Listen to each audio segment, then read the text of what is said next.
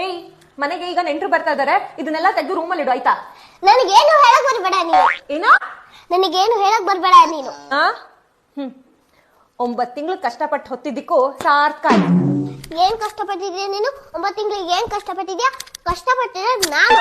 ನಿನ್ ಹೊಟ್ಟೆಲೆ ಕಟ್ಲು ಇತ್ತು ಗೊತ್ತಾ? ಅಲ್ಲಿ ಭಯ ಪಡ್ಕೊಂಡಿದ್ದ ನಾನು. ನೀನ್ ಮಾತ್ರ ಆರಾಮಾಗಿ ಮನೆಯಲ್ಲಿ ಚೆನ್ನಾಗಿ ಲೈಟ್ ಹಾಕೊಂಡಿದ್ದೆ.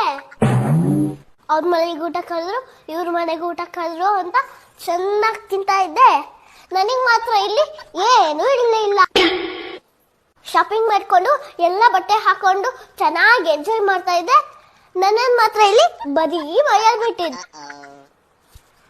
ನೀನ್ ಮಾತ್ರ ಮನುಷ್ಯನ ಮೇಲೆ ಕೈ ಆಡಿಸ್ಕೊಂಡು ಕಾಲಾಡಿಸ್ಕೊಂಡು ಆರಾಮಾಗಿ ಮಹಾರಾಣಿ ತರ ಮಲ್ಕೊಂಡಿದ್ದೆ.